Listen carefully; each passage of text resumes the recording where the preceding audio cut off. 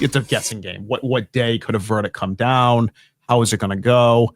And so for me, people very close to me had said Tuesday or Wednesday. And obviously we saw some incredible questions come out Tuesday, which kind of gave us an idea of where it was going, perhaps the direction this was going. And I think the directions that we saw on Tuesday gave us some comfort as to what was going on, but yet left concerns about could we still have a hung jury on perhaps the second charge, on the manslaughter charge. And so then Thursday comes, and rather Wednesday comes, and then I think the concern was, well, we should have it by lunch. And lunch comes, and there's no questions, and we're going, it got quiet down the streets. Oh boy, what's going on? You know, and each of the lawyers reacts differently. Alan, little inside info, Alan goes on his phone and watches Tom Cruise movies to relax, or he watches cooking videos to relax. David will literally take his tie, put it in front of his eyes, and take a nap. Somebody here, Adam, swear to God. Adam's in here. Yeah, sure my best buddy Adam. Everybody Yeah. knows Adam. He's here tonight, and he snapped a picture of great. David with the tie over his eyes. So he just knocks out. He just has that ability to do that. The family doesn't have that ability. We're kind of biting our nails. So somewhere around 2:00, David gets a phone call from the court saying, "Judge would like to see you." And so we immediately get in SUVs and head over there. And then it just, what you saw is really what happened. We get rushed in, and we've got a verdict. Oh, now we don't have a verdict. Yeah, explain that. What was going on with that? We didn't really get an explanation beyond they knocked on the door. A court officer came to the door of the jury room. We've got a verdict. They pull that back. The jury asked for it to be pulled back. Subsequently, within a couple of minutes, we're going, what's going on here, right? And Judge Cannoni's telling us this, right? So now we had one, now we don't have one, and we're going, are there games here? What's going on here, right? And if there aren't, what are we not seeing? What's not playing in our favor potentially? You just don't know. And so they moved the family, our defense team, as well as our interns, and we had 5 interns with us for the course of the last week to 10 days. They moved us into a smaller courtroom down the hall for maybe 10, 15 minutes. I'm looking at Adam. I think that was about right. And then one of the interns was on her phone. I think it was Sophie, and Sophie says, Aiden Kearney's indicating there is a verdict. Then within a minute or two of her saying that, there was a knock on the door, and it's go time. Wow. It's go time.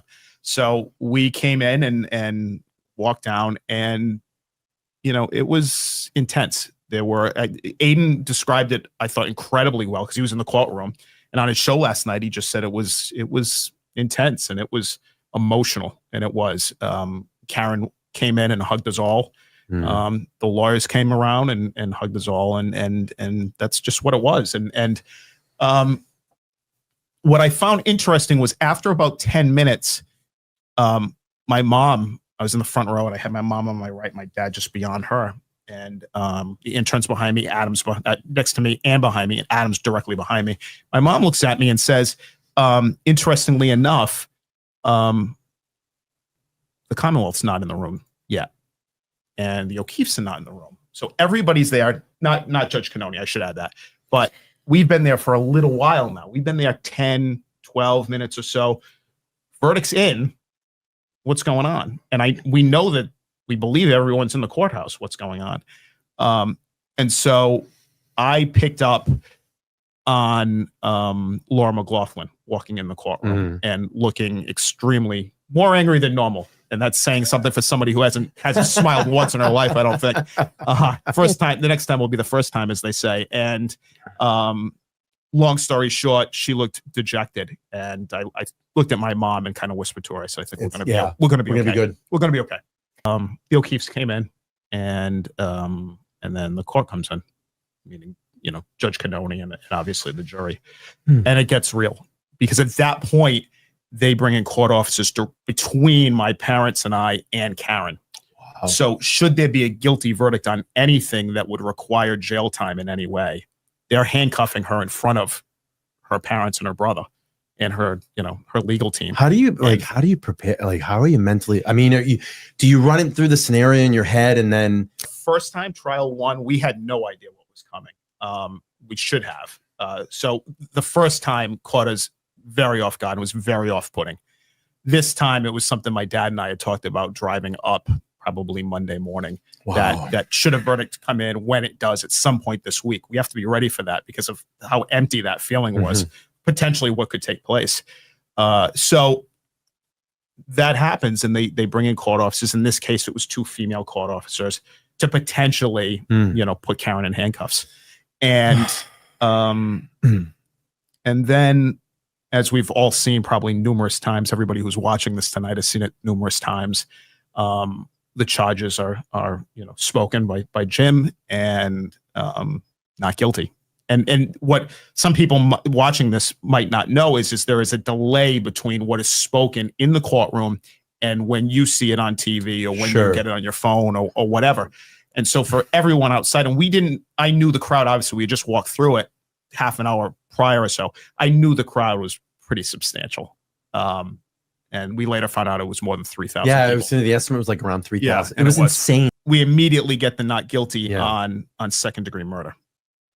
We were somewhat expecting that because frankly, we got it the first time. Really for us, it was, what is the second charge going to be?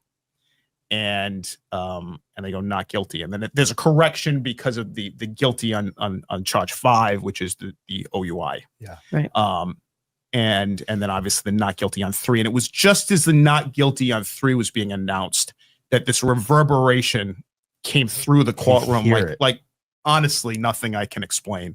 I'm a classic rock guy, and I think I've said in other places in the last couple of days, it was like Mick Jagger just walked out on stage at Gillette here, and the band kicked in to stop me up because it just came through.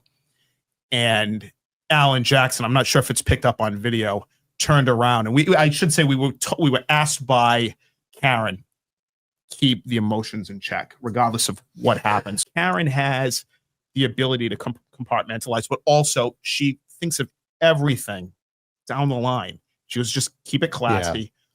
Good news, bad news. We'll have our moment. And Alan kind of heard the same thing and nodded along with it. But when that crowd blew up, and they did, he turned around to my dad and I and went like that.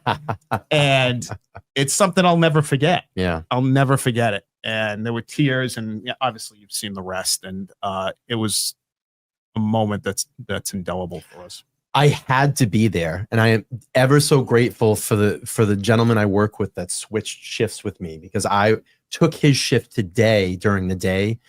I was scheduled to work on that Wednesday, and I'm like, I have to be there. And I really felt like it was going to come on Wednesday after the jury questions the day before. And I'm like, it's going to happen Wednesday. And like, I just asked this guy at work, like, can you please, like, he knew, I'm like, can you just please switch with me? And he's like, absolutely. What's his name? This is Mo. His name is Mo. Mo, thank you. The bond that Karen and I have had since we were little tykes has always been there. And we grew up, let's be honest, in the Patriots dynasty right up the road here, right? Of 20 years of Tom Brady and Bill Belichick owning the We've NFL. been pretty lucky. Yeah. and her and I went to numerous games, and this area, we forget it now because the team is subpar and has been for the last few years, but we forget that for every Sunday for nearly 20 years, it was appointment viewing, and your world just shut down at 1 p.m. on Sundays, or 4:15 or Sunday at 8:20, whatever it might be. And so that feeling then went into Monday morning quarterbacking, if you will, right? And so then it was not just what WBZ Sports says. I wanted to know what are the Nationals saying about my team. And I think when this happened to Karen, I never forgot that kind of mentality. It's one thing to say, oh, I've got Brian, and he's pro Karen on this. I want to know what Aguilera might say while he's in Tennessee, right? Mm-hmm. What's his take on it? Or the lawyer, I watched the lawyer, or brother counsel, Brandy, right? I mean, Maryland, right? I watch all of them. Why? Because they might not know mass laws, but that might allow them to look at the case in a more substantial, different way. And if I'm being honest here, one of my favorite takes whenever he's on is Mark Betterow. Mm-hmm. He's incredibly knowledgeable. Yeah. He never makes a mistake. My uhs and ums and everything, he doesn't have any of those. We got a lot to learn from Mark, but his ability to take whatever happened that day in court and break it down for those of us who don't have legal backgrounds like myself, incredibly important. And I found that to be appointment viewing, truly appointment viewing. And so when I got home, if I didn't catch it, or if I was in the seaport with Karen and I didn't catch it, the next morning while I was shaving, an AirPod was in and I was listening to it at 4:45 in the morning. Yeah. And that's true of this show and Young Jerks and you know, and Aiden, there's Kim and oh my Aiden, God, yeah, of course. Aiden, Yeah. of course. Let's go back to when you first hear about this. Take us back to that night, That the morning. the chaos of the situation, what's going on. Yeah. So obviously everybody watching this knows what that day was like, weather-wise. You know, an incredible snowstorm here in southern New England.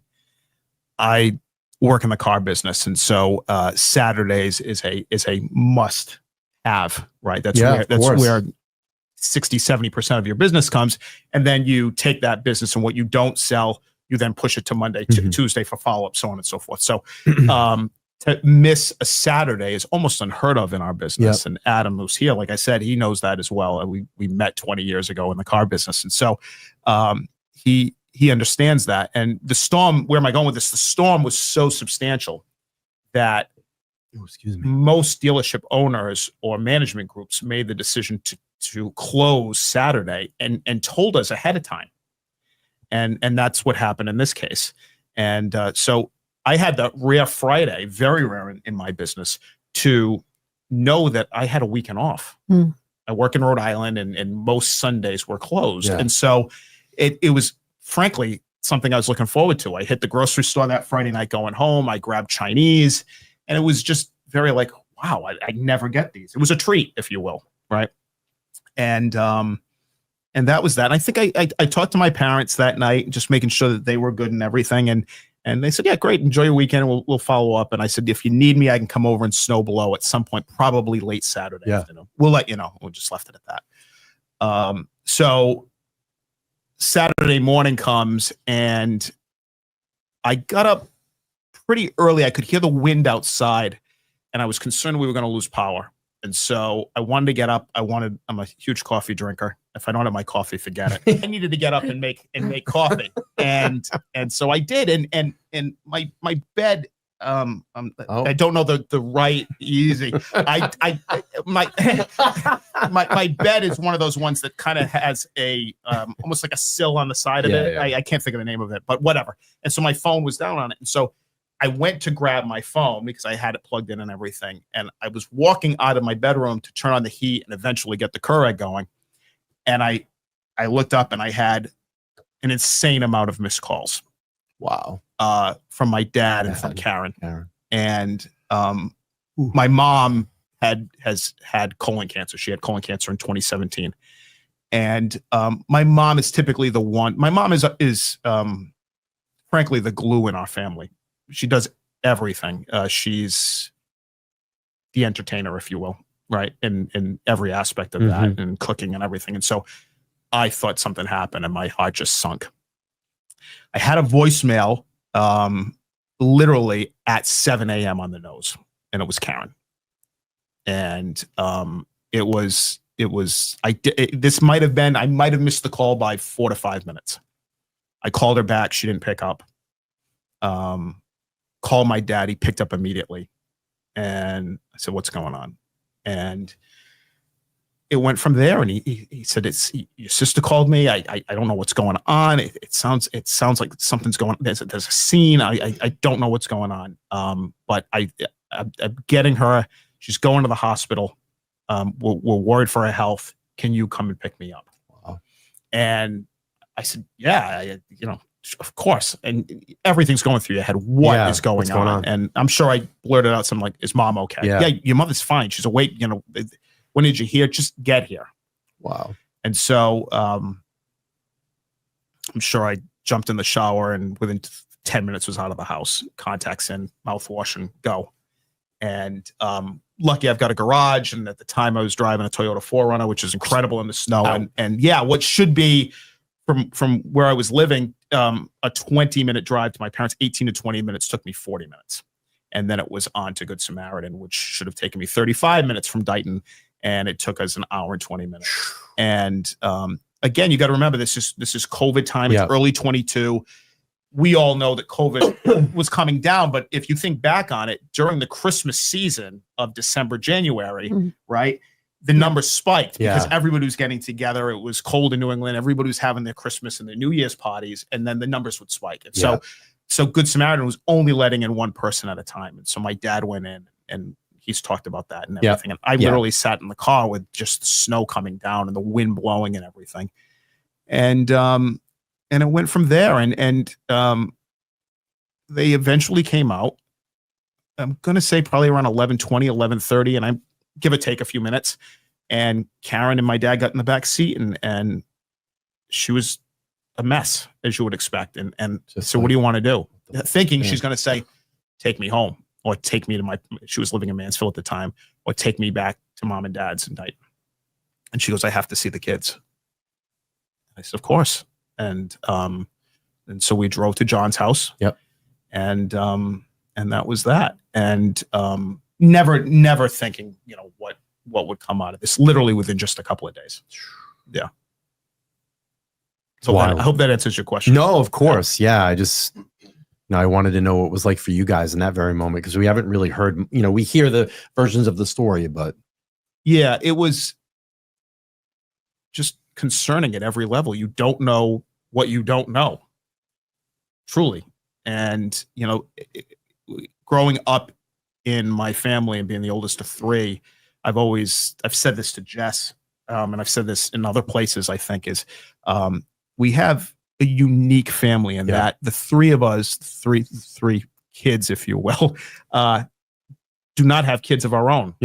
So there's a bond between the five of us that cannot be broken. And so we're always there for each other, always. And but sometimes when what that leads to is you look at mom and dad, regardless of what age they are, and you don't look at them as 77 and 75 like they are. You still look at them as my parents are in their 30s or 40s. I mean, I see them, what they are. Don't get me wrong, but I would hope they still see me as 25, right, instead of pushing 50. So I think my dad not being able to provide answers that morning in the car, heading up to Good Samaritan, was disturbing. And you just want answers of what actually is taking place right now, and what are we facing? Yeah. Did you know John? Did you ever meet John? I did know John. Yeah, I had met John. I believe summer of 2020. My mother texted me one night. I was at work. I was at Lexus, and she said, "Your sister's coming over with John O'Keefe," and she's like, "I'm cooking tonight. Do you want to stop by?" And I said, "Well, you're cooking. I'll stop by." She goes, "Oh, you remember John?" And I said, "I don't remember John." And she goes, "No, you met him." And my mom has this way of, she'll try to talk you into something, right? It's her Italian background, I think. "No, you remember him. You've met him." I said, "I don't remember him." But okay. And I had never met John prior to that. And he was in the backyard and given his height, 6'1" and everything, and whatever it was, 6'1", 6'2". He was a tall guy. And him and Karen, they seemed very happy. And it was nice to see Karen in a relationship and happy and relaxed. With her health issues, there wasn't a lot of that. And the fact that they had reconnected from dating in the early 2000s, I think gave Karen some relaxation I think she needed in her life. The other thing that was hugely important was she fell in love with the kids. And it was almost like an instant family beyond her own family with mom, dad, and me and my sister Elizabeth, right? And so they meant the world to her. And so there really was that that bond between her, John, and the two kids, and they did everything together. You know, I saw less of Karen, but it was nice because I knew she was in a really good place. You know, there was baseball games with the young boy, and there was you know, taking the older of the two was Kaylee, and taking her to get her nails done or buy jeans or whatever, right? And Karen was a big part of that, and she wanted to be a part of that. And so it was nice to see that, and that went all through 21 and everything, and obviously vacationing together. And Karen couldn't do enough, and that's really Karen's background. It's who she is. She's always been that person who is thinking ahead, always planning something. As soon as something's over, it's planning the next thing. And speaking of difficult, this is where my transition's a great transition question. You know, you have the difficulty, you know, you have trial one, we have the mistrial, you have the retrial. How difficult is this process on your family to go through all of this? You know, what is to have to sit there and look at your sister that's on trial every single day for something that she didn't do. And you have a judge that's not playing fair. I mean, it's clear. It's clear. The judge did not play fair. You have the Commonwealth that didn't play fair, and the judge allowed it. And it just felt like the odds are just keeping getting stacked against Karen. They were trying to do everything to stack the odds against her. How do you manage that? I'm gonna say something that probably might not make sense, but it's the truth. Once the news came out about the 227 Google search, and I believe that was late spring of 23. I believe it was April of 23, and a guy and a character by the name of Turtle Boy got involved. That was a game changer in the truest sense of the word and the term. Up to that point, there had been plenty of hearings, but we were largely a family that was left by ourselves with very little support, very little media coverage of any kind. It was May 5th was the explosion. Yeah. If you go back and watch that courtroom is packed. So you got April 18th.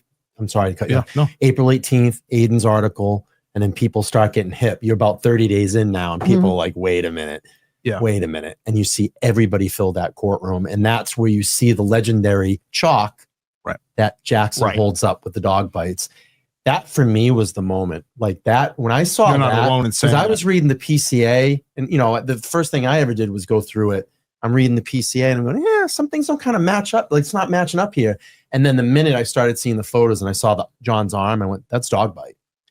I have felt like we've had such an incredible defense. And I don't mean just the defense team that we have, which is unreal, and all stars in every way. I mean, literally the 3,000 people behind us the other day, or all of those people that were in that courtroom in early May of 23, like you spoke of. That's when things started to change. And that's when you go, no, we're gonna be okay. Yeah. We're gonna be all right. Now that's different from walking out of trial one shocked and disappointed.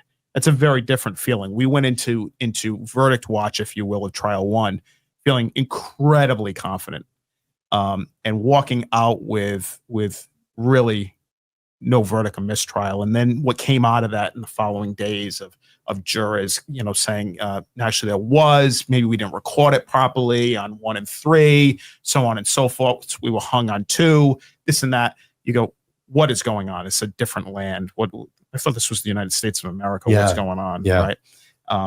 But you know, as Karen's brother, I've always looked at, I don't have a law background, right? You want to buy a car, I can figure that part out. But I don't have a law background. And so whatever happens in the courtroom, we leave that to David Yannetti. We leave that to Alan Jackson, to Liza Little. And then on this trial, to Bob Alessi, right? We put it in their hands. I don't know what's going on. I can see what's going on, and you can have different feelings. You can pick up on different things, and some bias, perhaps, right? Put it lightly, a little bit, at times, just a little, right? A little bit.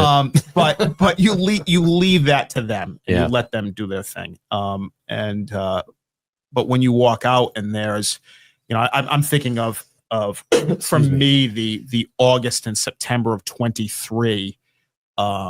Groups of people that for the first time are out on the stairs of the courthouse as Karen pulls up in the SUVs. And Adam's with me, and my cousin Jason, and his wife Jody, they're with us and everything. And we're going, life has changed. And in that split second, it did. And that was, and no disrespect to present company here, that was because of Aiden. Yeah, that was 100%. Right? That was the constant articles he had. It was his shows on Tuesday and Saturday nights. It was again back, and I'm going to use that term a lot, must see viewing. It was. Oh, yeah. It still is, right? The show is a 5-hour show last night, must see viewing. And please start earlier because I'm like up past midnight. I'm like, I can't do this. So that was a game changer, and for me, it left me feeling very confident going into whatever we had to deal with. When did you guys start getting hip to like all the other people covering it? You know, the other YouTube channels, Jess, like when were you kind of getting in on, like, how are you hearing about that stuff? Were people telling you, like friends and family, or like, hey, there's a bunch of YouTubers that got together I would get forwarded things. I would, coworkers who I was close with, still am close with, would say, hey, you need to check out this guy. You need to check out that show, that podcast. But early on it was, and when I say early on, I'm talking about 2022. Yeah. All of 2022 into early 23. There was no coverage of this case. I mean, I'm looking at your promo that we started this off with tonight, and you see Karen being let in, you know, with straight hair, and you know, she had been arrested the night prior and everything. And that feels like a lifetime ago. Yeah. And in many ways, 3.5 years ago it was. But you know, we're in that courtroom, and it's John's family and police officers and everything, and it's just my parents and I, and we're all alone. And you know, we are deemed to be the worst people on the planet. And Karen, here's the other story. That day, which was the first, her original arraignment, correct, right, in February of 22. We just met David Yannetti 20 minutes before that in the hallway at Stoughton District. And Karen literally met him for the first time in her jail cell in the basement of that courthouse. Wow. And literally were handed the indictment of her arrest in the jail cell. So it came together that quick, and it really was, you know, her against the world. Wow. And my parents and I, and that was it. And I remember, you know, calling my cousin and saying, you're not going to believe this, but this is what's going on, and calling my best friend Adam and saying, this is what's going on. And it's never far from her. What she deals with on camera versus what she deals with back at her hotel at night, very different. But she's a major part of that legal team. She doesn't have a legal background, right, but she's got an analytical background. Yeah. You know, she's innately bright. Her and my father are very similar in that sense. They think everything out. What took place Wednesday afternoon at about 3:00 is really the strength of Karen, and saying, I need this. I need more. I need another lawyer. I mean, to get off on a bit of a tangent here, the reason Bob Alessi is on this is because we met with him in late spring of 23 about a civil attorney position. Wow. We were already thinking that far ahead, and we liked him so much. He literally was in our background, in the back of our head, going, if we could ever do that, we would love him on this team. And after trial one ended the way it did, he reached out through David Yannetti and said, hey, if there's a spot for me and the Reeds would like it, I'd love to come on board. And his price was very affordable. And obviously we said, yes, of course. And so Karen is always thinking that way. And so what a lot of people see it go, oh, she's just so like on it, but she doesn't necessarily bring the emotional part, is because if she gets too caught up, in my opinion, she gets too caught up in the emotions. She had to fight. And things had to get dirty. She had to fight. Things had to get dirty because you're fighting at the highest level. You're fighting in the Commonwealth. You're fighting a DA's office. You're fighting Mass State Police. You're fighting an investigation. And you're saying, no, this isn't right. This is not what is being told to mainstream media is not what happened. And she had to get in the ring. And you can't do that and be a little lady and cry your eyes out. You can't. And so she put on the boxing gloves, and it didn't end until probably the party on Wednesday night. And, you know, That's when the emotions came out. I know how you care about the YouTubers and content creators. I know how you feel about all of them. How do you feel that the mainstream media portrayed you guys through this, almost 4 years and portrayed Karen? It depends on which one we're talking about. I think I moved certainly in a concerted effort over to the YouTubers because I thought Karen's case was and still feel like it doesn't get treated fairly on several of mainstream media. I mean, we've even heard stuff now after the verdict.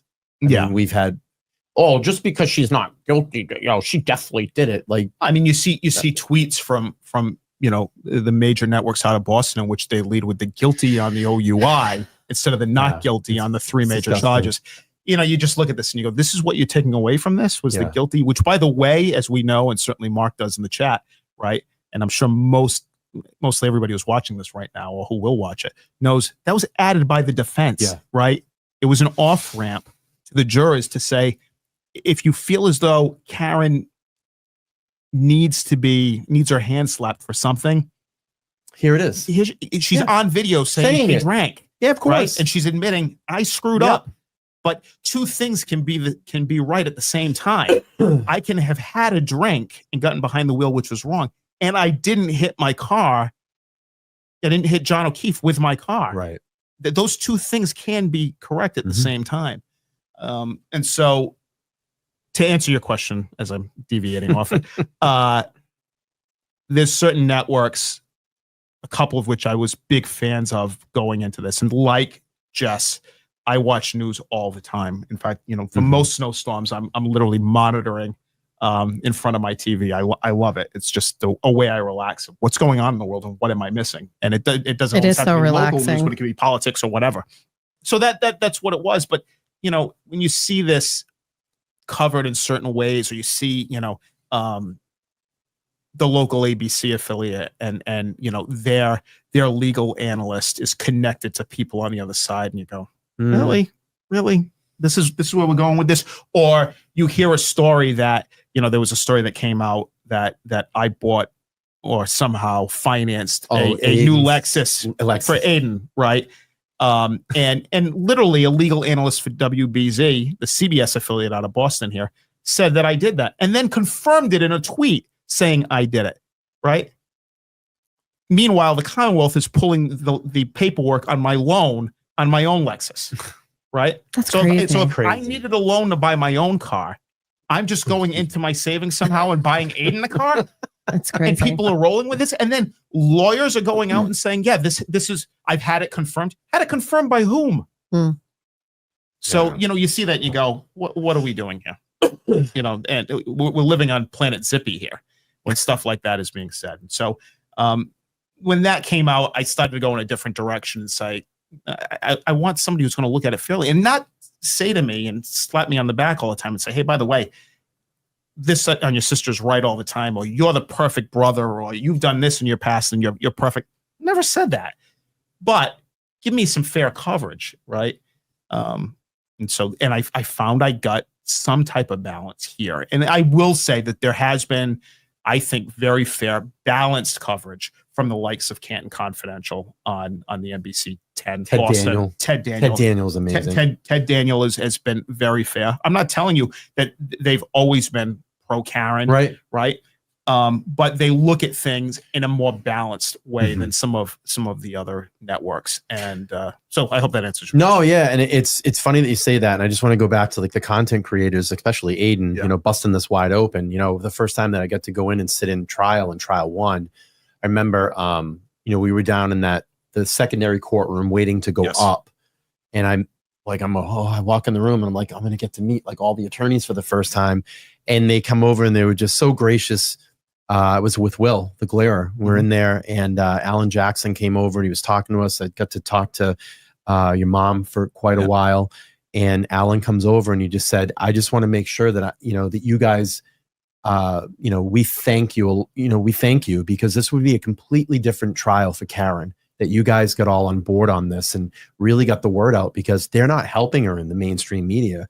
you know, a lot of the stuff that we read and see, you know, they're trying to keep spinning this on her, and it would be, you know, the public support would be completely different. I think people would have got onto it after it like maybe hit court TV and started kind of rolling. But if it wasn't for Aiden, I mean, busting this thing wide open and really putting his foot to the floor, and then like kind of, you know, buzzing with us. I told you before, I was covering the Idaho 4 case since November of 22 when it happened. And, you know, I'm doing like a year's worth of content on it. And then I remember hearing about Karen's case and kind of memory banking. Right. It was like, oh, it's local. Same thing like what Jess said. And then I remember being in doing a live and someone was like, hey, you know, have you heard about that Karen Reed case? It's picking up in your area again. You living around there? And I went, okay. So I started again. I got a hold of the first affidavit. I started reading through it, and I was like, "Wait a minute, something seems weird. Doesn't add up." And then you start Googling, and it's like Aiden's articles start popping up, and I'm getting little. You know, there was really not a lot of stuff online at that time about it on YouTube, and I'm just trying to source all this information. And then I don't know. 3 weeks later, I reached out to Aiden. I said, "Educate me. Come on my show and tell me about what's going on," because I was still really fresh to it. And he came on. I watched that show live. So gracious and so nice. Yeah. And he was awesome. Yeah, he just nailed it and opened my eyes to it. And I went, okay, we got something going on. Yeah, you know, he's a tough guy. He's a tough guy. Hell yeah. And balls of steel. Yeah, and like Karen, a backbone of steel too. Yeah, and they're quite a pair. And he's been in our corner, you know, since obviously, you know, April of 23, since that 2:27 a.m. Google search. I think he says that's kind of what brought him in. And I let me go back to something because it's related to Aiden. We're in the courtroom on Wednesday, and the verdict: not guilty. And not guilty, guilty on the OUI, not guilty on the leaving the scene. And I look over and to my left, I've got Karen right in front of me, her back to me with the lawyers.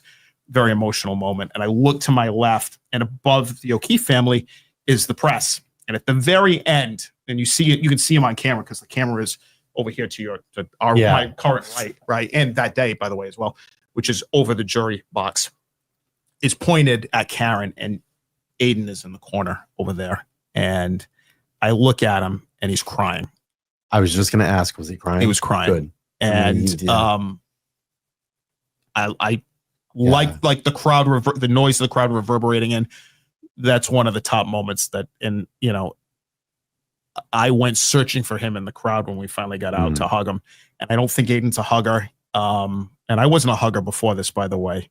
Now I am. But he's wow. Beyond words what he's done for Karen. And so and you know what he's taken on his own shoulders, 60 days in jail. He's the gold standard in this area for that. And that led me to the likes of LTL Media and Young Jerks and Nurse Kim and Melanie Little and Mazza Media, right? And Richie at Michael Gods, right? I mean, we were talking earlier. We were in the, just so everybody knows, at home, we had about a half-hour green room before we actually sat down and did this, and we were talking about Richie, and I said, Adam and I were talking, I said, how does he get that stuff out of his brain? And it just comes out. And by the way, Richie Microdots will be on the show live in studio on Sunday, 3:30 p.m. So you're going to want to watch that. But it's just, he had Glera and you know, Will's become all the law tubers that jumped in. And they've all become part of the family. Yeah. And Tom CPU.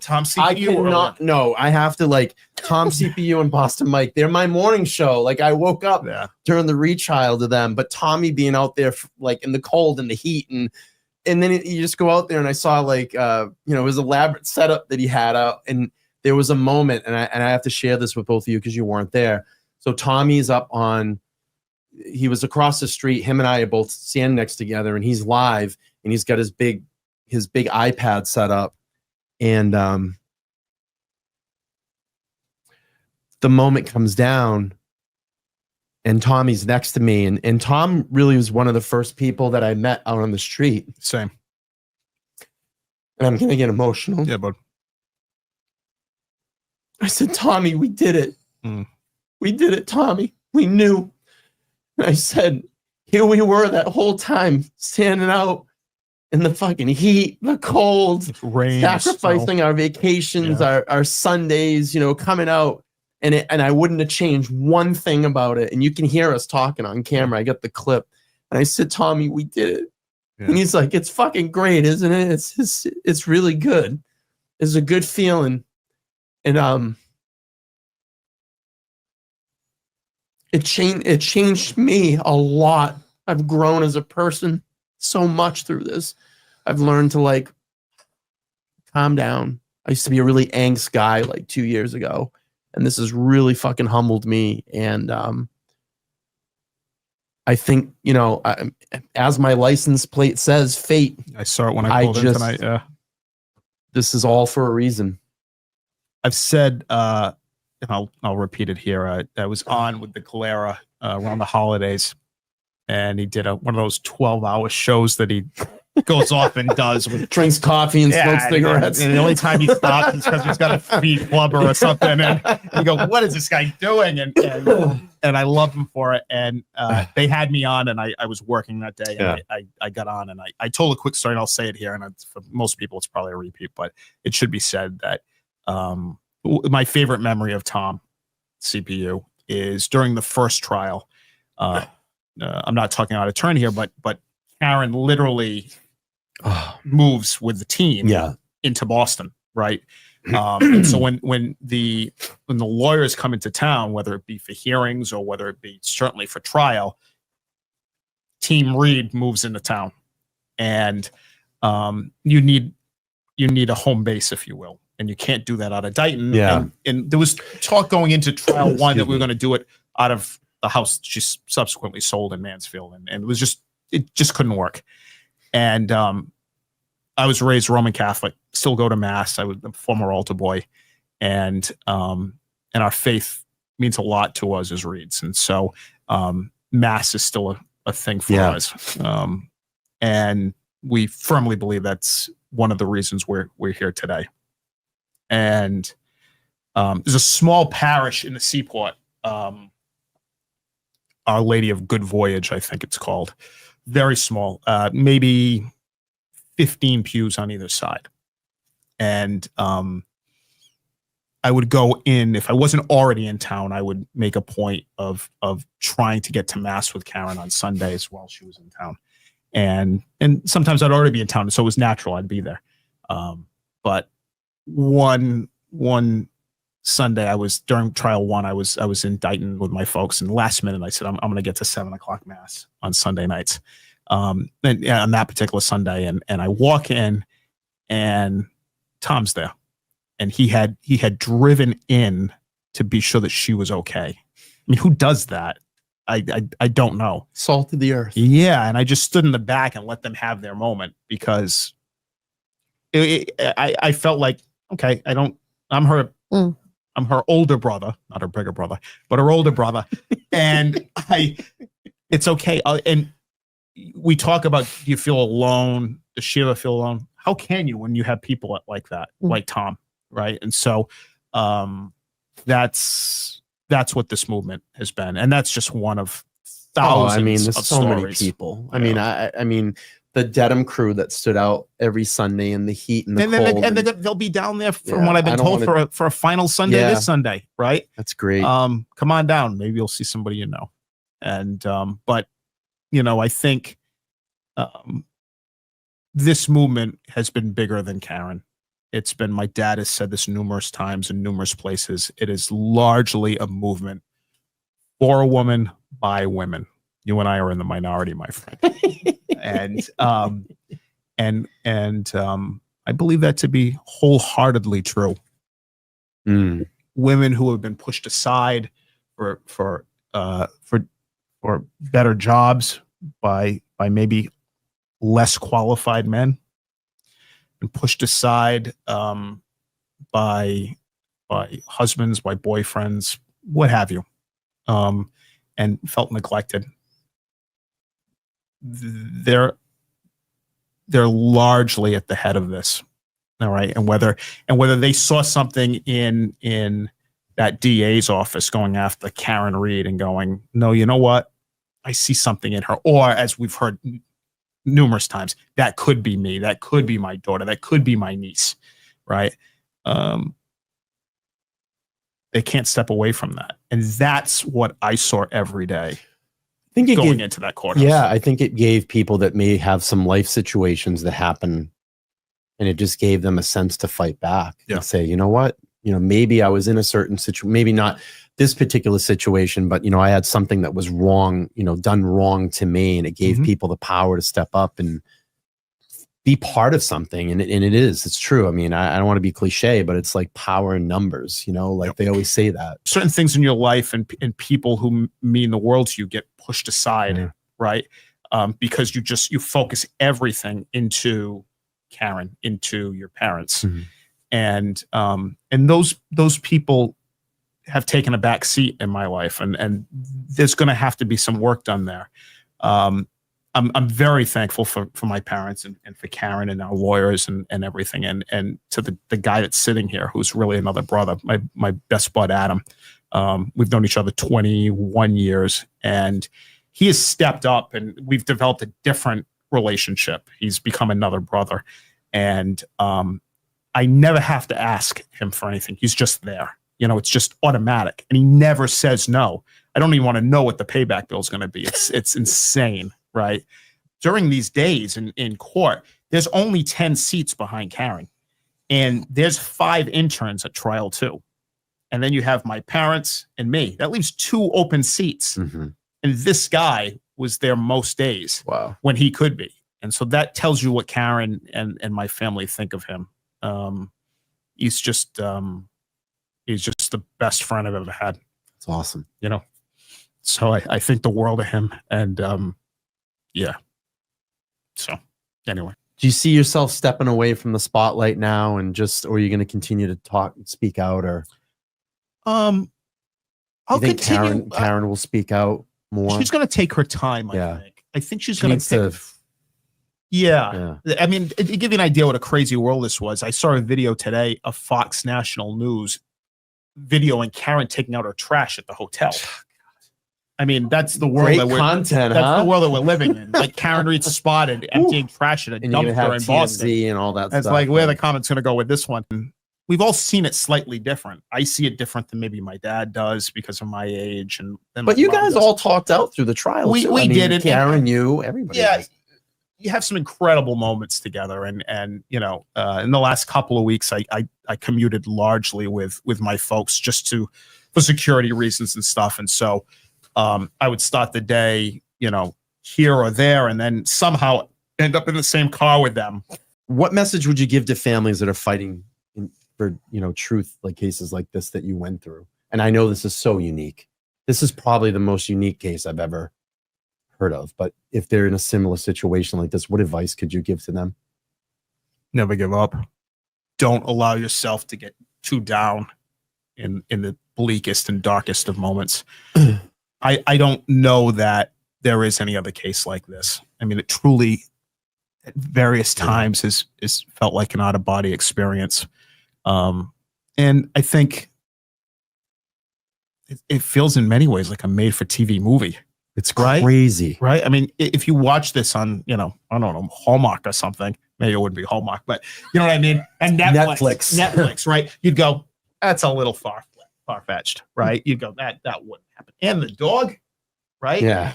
Let's look forward instead of backwards. I'm going to say she's going to be just great.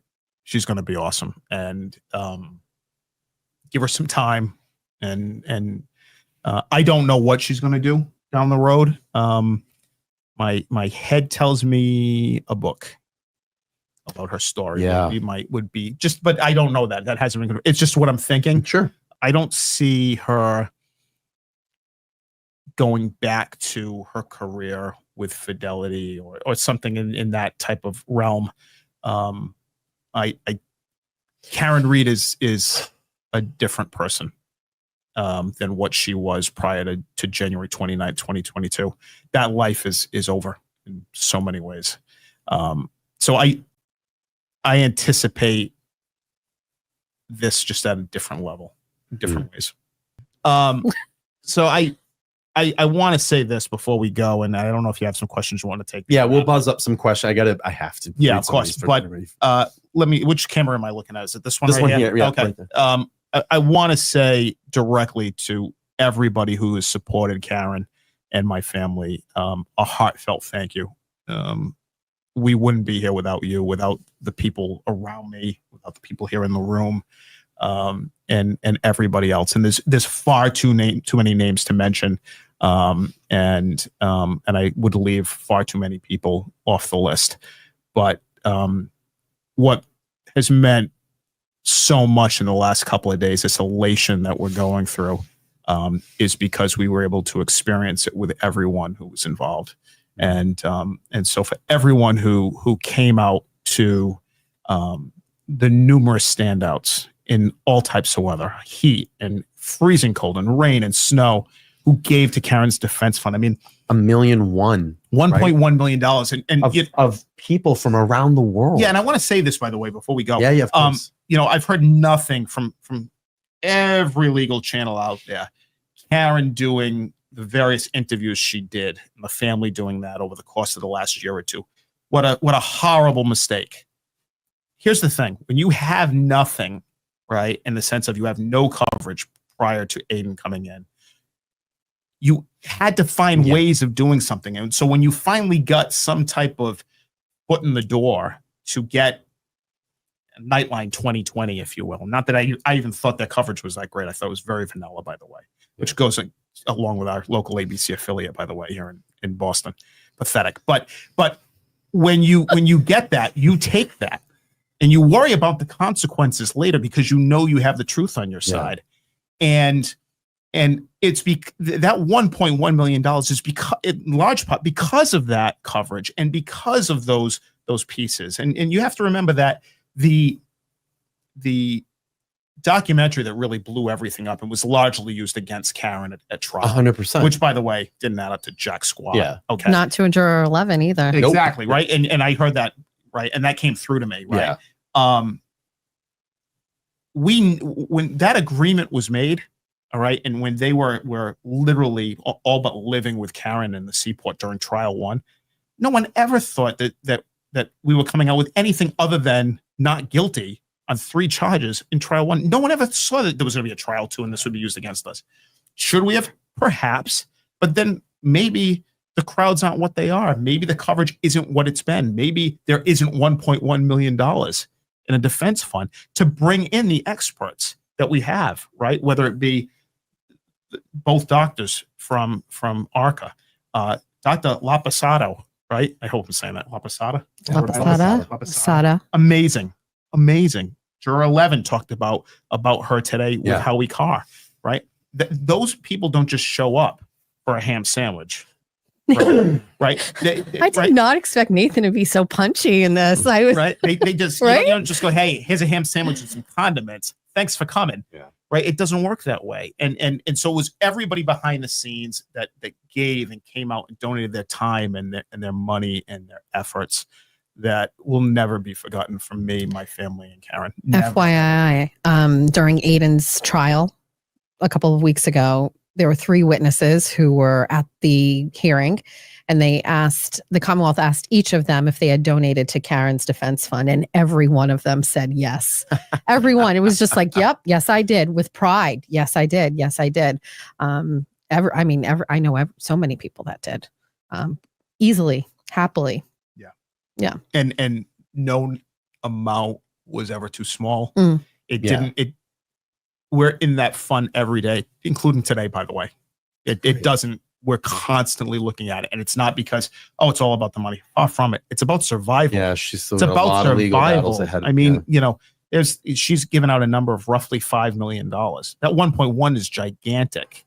I remember my boss and one of my best friends, my former boss and one of my best friends, Steve, was the first to donate. The very first. He gave $500. Wow. Right? Literally within 5 minutes of us opening the fund. and literally donated $500. And I can't thank him enough for that. And I remember having dinner with my parents that weekend, and my dad go, "Can you imagine if we could get $50,000?" And here we are, 50,000. And here we are 1.1. Yeah. And it's sadly it's not enough. Not enough. And but it's a lot. Yeah. It's a lot. Yep. And I know everybody did their part. I know a lot of the YouTubers, did a lot of. Brian, you raised fundraising. $11,000 the other day. Yeah. It's like, what are you doing? How did you do And that? it's funny because we were sitting here and I looked at Lauren. I go, "It's a Sunday. It's Father's Day. Maybe we could get $500 in That's the kitty, crazy. and I'll match it or throw some money in there." Right. And then here we are 20 minutes later, we're at like 5,000. No, we're like 3,000. I was like, we might have something going here. And then we were like, let's just keep upping it up. And then it just got to like 7. I go, I think we can get 10 by the end of the stream. There was something about I want to say Kelly might have been the first to. I'll give her props on this. Yeah. There was something about somebody linked birthdays or holidays to the case very early on. And I want to say it was my dad's birthday in August, in which Kelly put something out instead of giving $5 or $10 in a card, put $7 in, because for 77th or $7.70, whatever it was. Yeah. Right. Put that into And the they just fund, kept blasting. and it just and something like $35,000 or $38,000 came in on Crazy. that. It's awesome. Right. Or your so $11,000 on Yeah, Father's Day it's so in cool. the name of Bill Reed, Yeah, right? In many it's so ways, right? cool. That's Yeah. why it had traction. And I don't want to discount any of the shows. No. I know Glara's done. Oh my God. Countless. Mazza Media does Huge. awesome. Mazza Media is the hell of a fundraiser. He is. He's really good. My dad, incredibly bright Yeah. and motivated, and obviously that's his daughter, right? But and Adam knows this. He's uncomfortable in the spotlight, but you would never know it. He made himself, just like he did, because he grew up on welfare in Fall River and ended up with a PhD. And so he made himself into what he needed to become for his daughter. And That's the fight. my dad at 77 has remade himself again, and that's pretty amazing. And it's not lost on me. You hear stories of people who their careers change. This is off on a tangent, perhaps, but their careers change, and they go, "I don't know what I'm going to do. I can't get back in." And all right, reinvest in yourself. Right, do something different. Maybe you've always wanted to be a chef, but you got out of it, or whatever it might be. What you're doing here, right? Follow that dream. And my dad has continued to constantly remake himself into what he needed to be for his family. And that includes when Karen and I was just small and we were at Virginia Tech, and she was playing with Barbie dolls and I was with Matchbox cars and stuff. And he would be up till 3, 4 in the morning writing his dissertation for his doctorate while he had 2 kids and a wife. During this, he was up all night and helping Karen in whatever way he could. And at retirement age, pretty incredible. It's awesome. Yeah. Thank you for sharing that. Sure. It's been fun. This was pretty cool. It's been fun. Thank you so much for coming and dedicating your time. All right, everybody. Thank you so much. We'll see you further up the road. Yeah, for joining us this evening. Bye, everybody. Have a great night. Thank you. Bye-bye. Hey, everybody. Thank you for watching this video. If you like this video, please make sure to like, share, and subscribe, and comment down below. Also, turn on that bell notification so every time I go live or drop a new video, you guys will know. And somewhere around here, a box is going to pop up and you can see another related video to this channel. Again, I'm Brian. This is LTL Media. I appreciate your time. Talk to you soon.